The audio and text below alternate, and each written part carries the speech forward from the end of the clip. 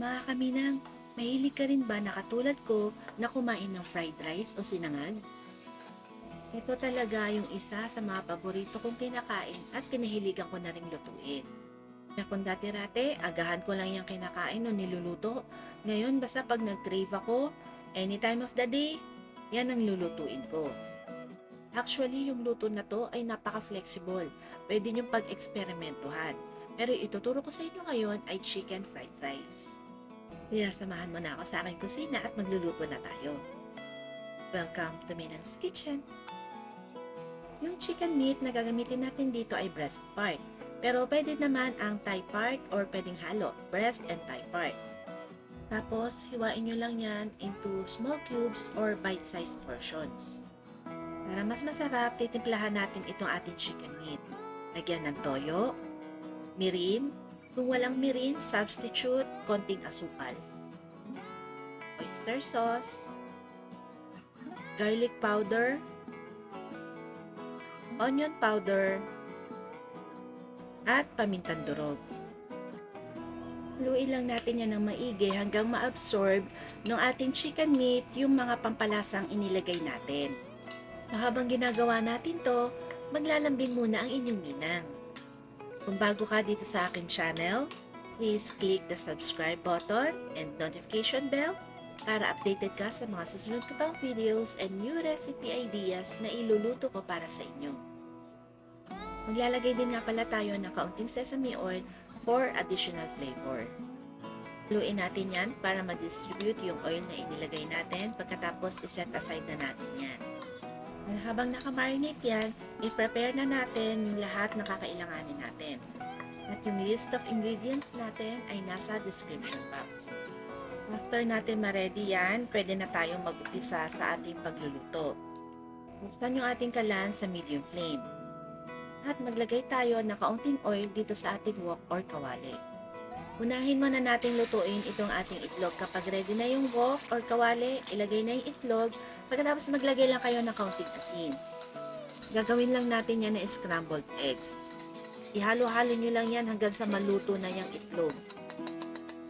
Kapag okay na yung ating itlog, alisin na natin yan sa wok at itabi. Next, iluto na natin yung ating marinated chicken. Same wok lang yung paglulutuan natin ng ating chicken. Tataas nga lang natin yung ating apoy sa medium-high flame. Maglagay ulit kayo ng kaunting oil pagkatapos ilagay nyo na yung ating chicken. Dapat nakalapat yung mga chicken natin dun sa wok para ma-sear ito ng maigi.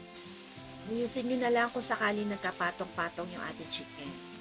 Let it sit for a while, huwag nyo muna yung gagalawin para ma-brown yung ilalim.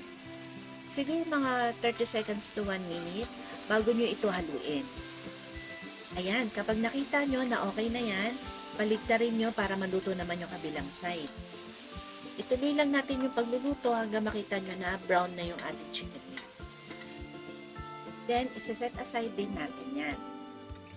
So after nyan, magsusutay na tayo. Doon pa din sa same wok. At yung apoy ng kalan, ibaba nyo sa medium. Maglalagay ulit tayo ng cooking oil. Unahin natin sa paggisa itong ating sibuyas. Niwa ko lang yan ng medyo maliliit. Igisa nyo yan siguro mga 30 to 40 seconds. Isunod natin yung ating hiniwang maliliit na bawang. At igisa natin yan hanggang sa maamoy natin yung kanyang aroma. Isunod agad natin ihulog yung ating white part ng leeks na hiniwa ng maninipis. Ito naman, igisa siguro natin ito ng mga 10 to 15 seconds lang. Pagkatapos, ilagay na natin yung ating mixed vegetables. Ito yung frozen na mixed vegetables na nabibili sa supermarket. Saglit na saglit nyo lang yan lutuin. Ilagay na agad natin yung ating kaning lamig. Isasabay na din natin lahat ng ating mga pampalasa. Toyo, oyster sauce, pamintang durog, at lagyan natin ng asin. Itong mga pampalasang inilagay natin ay ito yung mas preferred ko na lasa. So kung sa palagay ninyo yung nilagay natin ng mga measurements ay sobra sa inyo, i-adjust nyo na lang kung ano yung mas preferred ninyo na lasa ng inyong sinangag.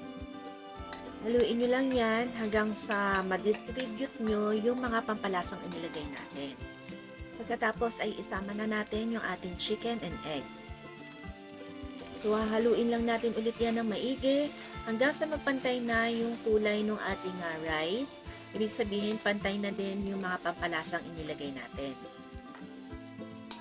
At panghuli, ilalagay natin yung green part ng leeks na hiniwa lang din ng maninipis. So, haluin lang natin yan ng ilang beses. Pagkatapos, patayin na natin yung apoy and luto na itong ating sinangag. Presenting to you my version of chicken fried rice. Sana mga kaminang ay meron kayong natutunan at nagustuhan nyo itong ating recipe. Kaya mga kaminang, don't forget to follow. Pwede nyo rin i-like, i-share itong ating video at mag-comment kayo kung ano ang masasabi nyo dito sa ating recipe.